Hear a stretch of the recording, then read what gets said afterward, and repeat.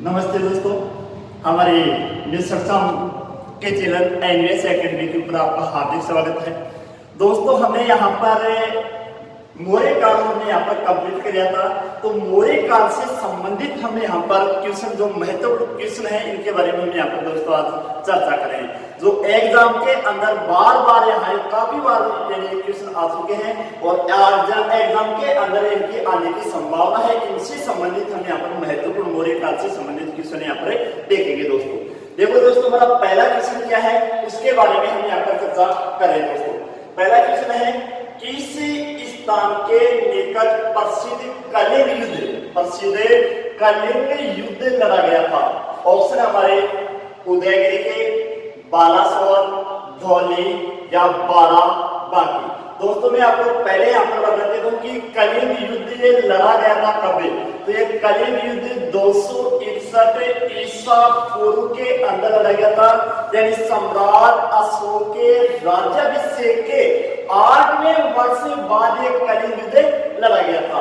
और ये कलिंग जो प्रसिद्ध हमारा कलिंग युद्ध है ये कहाँ पर यानी किस स्थान के निकट ये लड़ा गया था? तो हमारा यहाँ पर उत्तर होगा कौन सा? धौली, जो हमारा उड़ीसा के अंदर है। कलिंग पहले उड़ीसा में बोला जाता था, तो इसके अंदर हमारा आंसर क्या होगा? धौली के निकट ये युद्ध लड़ा गया था। दोस्तों दूसरा क्वेश्चन हमारा, सारनाथ में किस सम्राट का स्तंभ है? सारनाथ में किस सम्राट का स्तंभ है? ऑप्शन है अशोक, बी है अकबर, या शाहजहां, या शेरशाह है सूरी। तो सारनाथ के अंदर हमारे किस राजा का यहाँ पर स्तंभ है? दोस्तों अशोका, क्योंकि अभिलेखों के अंदर बाद में जितने भी अभिलेख पहली बार किसी अगर शासक ने अभिलेख लिखवाए थे तो वो कौन था? हमारा सम्राट अशोक ही था। और सम्राट अशोक को अभिलेखों या स्तंभों की प्रेरणा किसके द्वारा प्राप्त हुई थी? दारा प्रथम या डेलियस प्रथम के बारे में, इसके बारे में हमने पर चर्चा कर ली थी दोस्तों। और इसकी खोज किसके द्वारा की गई थी? पहली बार किसके द्वारा पढ़ा गया था? इसके बारे में दोस्तों हमने यहाँ पर चर्चा कर ली थी। जो हमारा मौर्य काल के अंदर जो पाठ दूसरा था इसके अंदर में यहाँ पर दोस्तों चर्चा की थी। तीसरा क्वेश्चन है, निम्नलिखित में से अशोक का उत्तराधिकारी कौन था? यानी अशोक की मृत्यु के बाद में, अशोक की मृत्यु कब हुई थी? 232 ईसा पूर्व में। तो इसके बाद में यानी मौर्य वंश के अंदर शासक कौन बना था? यानी अशोक का उत्तराधिकारी कौन था? तो यहाँ पर अशोक का उत्तराधिकारी कौन था? कुणाल था, या कुणाल या कुणाल के नाम से भी जाना जाता है दोस्तों। तो हमने यहाँ पर इसके अंदर हमने जो अशोक के अंदर हमारा जो तीसरा पार्ट था इसके अंदर हमने यहाँ पर देखा था दोस्तों। अब हमारा चौथा क्वेश्चन है दोस्तों, देखते हैं। सांची का स्तूप किस कला व मूर्तिकला का निरूपण करता है? यानी ये कौन से धर्म से संबंधित हमारा सांची का स्तूप बना हुआ है? तो दोस्तों मैंने पहले क्वेश्चन जो हमारा 3 नंबर का क्वेश्चन था इसके अंदर मैंने आपको बताया था कि जो सांची का स्तूप है जो अशोक के द्वारा बनाया गया था, और ये अशोक ने यानी कौन से धर्म से संबंधित है, यानी कौन सी कला का यह निरूपण करता है? बौद्ध धर्म का यह निरूपण करता है दोस्तों। क्योंकि हमारे इसके अंदर जो सम्राट अशोक था इसने बौद्ध धर्म स्वीकार किया था उपगुप्त के प्रभाव में आकर। कई बार क्वेश्चन आ जाता है कि सम्राट अशोक ने बौद्ध धर्म किसके प्रभाव में आकर अपनाया था? तो उसने उपगुप्त के प्रभाव में आकर इसने यहाँ पर बौद्ध धर्म स्वीकार कर लिया था दोस्तों। अगला क्वेश्चन देखते हैं दोस्तों, मौर्य साम्राज्य में प्रचलित मुद्रा का क्या नाम था? जो मौर्य साम्राज्य के अंदर जो लेन देन के अंदर जो मुद्रा चलती थी, जो पैसे चलते थे, इसका नाम क्या था दोस्तों? पण या कांसापण के नाम से भी इसको जाना जाता था। अगला क्वेश्चन देखते हैं दोस्तों, प्रसिद्ध सांची का स्तंभ किसके समय में बनाया गया था? तो स्तंभ हो या कोई भी अभिलेख हो, इसका निरूपण किया गया था किसके द्वारा? सम्राट अशोक के द्वारा ही इनको निरूपित किया गया था दोस्तों। अगला क्वेश्चन है, अशोक के अभिलेखों को सर्वप्रथम किसने पढ़ा था? सम्राट अशोक के जो अभिलेख थे इसको पढ़ा किस विद्वान के द्वारा प्रथम बार? तो ये है जेम्स प्रिंसेप। जेम्स प्रिंसेप किसके द्वारा किया गया था? जेम्स प्रिंसेप नामक विद्वान के द्वारा इसको पहली बार पढ़ा गया था और ये 1837 ईस्वी के अंदर इसको पहली बार इनको पढ़ा गया था दोस्तों। इसको खोज हुई थी 1750 के अंदर और खोज करता था थेलर, जिसको हम किसके नाम से जाना जाता था? थेलर के नाम से भी जाना जाता था दोस्तों। अगला क्वेश्चन हमारा, अशोक ने बौद्ध धर्म के प्रचार प्रसार के लिए श्रीलंका यानी लंका के अंदर यानी इसको किस किस को यहाँ पर श्रीलंका के अंदर भेजा था? तो एक तो इसने भेजा था महेंद्र और दूसरी इसी की पुत्री थी कौन है? संघमित्रा। महेंद्र भी इसका पुत्र है और संघमित्रा भी इसकी पुत्री थी और ये महादेवी के पुत्र थे। यानी अशोक की एक पत्नी थी महादेवी, महादेवी के से उत्पन्न थे एक तो कौन है? महेंद्र और एक कौन थी? संघमित्रा। तो यहाँ पर उत्तर हो जाएगा हमारा ए व बी दोनों। यानी लंका के अंदर किस किस को भेजा था? यहाँ पर महेंद्र व संघमित्रा को। और उस समय श्रीलंका का शासक कौन था? तेस यहाँ पर उसका शासक था। अगला क्वेश्चन है दोस्तों, अशोक ने किस बौद्ध साधु से प्रभावित होकर उसने यहाँ पर बौद्ध धर्म स्वीकार किया था? तो ये किससे प्रभावित होकर किया था? यहाँ पर उपगुप्त से प्रभावित होकर यहाँ पर इसने बौद्ध धर्म स्वीकार कर लिया था। और यहाँ पर बृहदर्थ यानी बृहदर्थ जो मौर्य वंश का अंतिम शासक था दोस्तों। अगला क्वेश्चन हमारा, मौर्य साम्राज्य की स्थापना किसने की थी? स्थापना बोल सकता हूं मैं या मौर्य वंश का संस्थापक कौन था? तो मौर्य वंश का संस्थापक कौन था? हमारा चंद्रगुप्त मौर्य था। अगला क्वेश्चन है दोस्तों, चाणक्य को और अन्य किस नाम से जाना जाता है? तो चाणक्य लाहौर के अंदर इसका जन्म हुआ था और ये तक्षशिला विश्वविद्यालय का एक टीचर था, चाणक्य था दोस्तों। तो इसके अंदर अन्य यानी चाणक्य को अन्य किस नाम से जाना जाता था? श्रीगुप्त, समुद्रगुप्त, विष्णुगुप्त या चंद्रगुप्त सेकंड। तो इसका अन्य चाणक्य का अन्य नाम क्या था? विष्णुगुप्त। चाणक्य के 3 नाम यहाँ पर प्राप्त होते हैं दोस्तों। एक तो इसे चाणक्य बोला गया है, एक इसे विष्णुगुप्त के नाम से भी जाना जाता था और इसी को कौटिल्य के नाम से भी जाना जाता था। तो हमारा अगला क्वेश्चन है देखो, चाणक्य किसका प्रधानमंत्री था? यानी चाणक्य किसके समय के अंदर प्रधानमंत्री था दोस्तों? तो चाणक्य किसके दरबार के अंदर रहता था? या चंद्रगुप्त मौर्य के समय में रहता था। चंद्रगुप्त मौर्य का ये गुरु भी था और इसी का ये क्या था? प्रधानमंत्री था दोस्तों।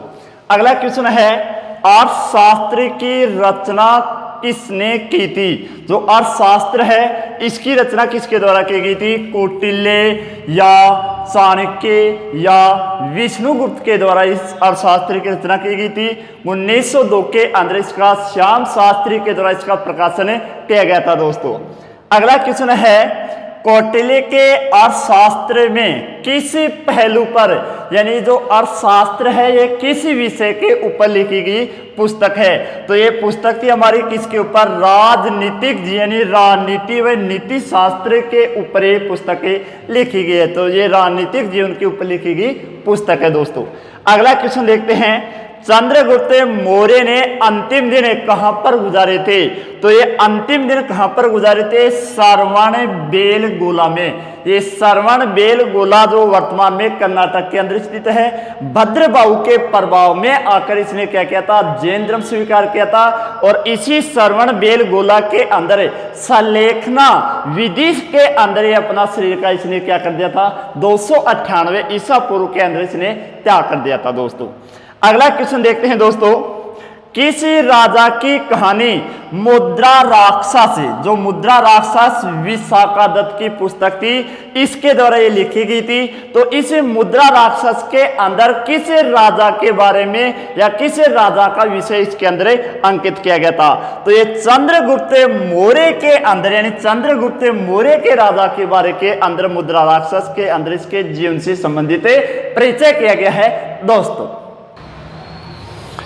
अगला क्वेश्चन था हमारा, प्रसिद्ध यूनानी राजदूत मेगास्थनीज, जो सेल्यूकस का राजदूत था, सेल्यूकस के द्वारा इसको भेजा गया था। तो मेगास्थनीज भारत में किसके दरबार में आया था? तो ये किसके दरबार में आया था? चंद्रगुप्त मौर्य के दरबार के अंदर राजदूत के रूप में यहाँ पर आया था। भारत के अंदर अगर बात की जाए कि प्रथम राजदूत जो भारत के अंदर आया था, पहला ही है दोस्तों ये राजदूत चंद्रगुप्त मौर्य के दरबार में आया था। और पहले अगर राजदूत का नाम पूछ लिया जाएगा कि प्रथम राजदूत जो भारत के अंदर आया, तो वो कौन होगा? मेगास्थनीज होगा।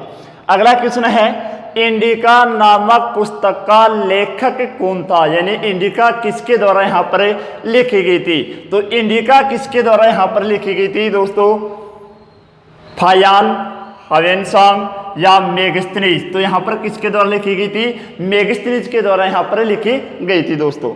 अब देखते हैं, सम्राट अशोक किसका पुत्र था? यानी सम्राट अशोक किसका पुत्र था? तो सम्राट अशोक बिंदुसार का ही पुत्र था दोस्तों। अगला क्वेश्चन है, मौर्य वंश का अंतिम शासक कौन था? तो मौर्य वंश का अंतिम शासक कौन था? बृहद्रथ था।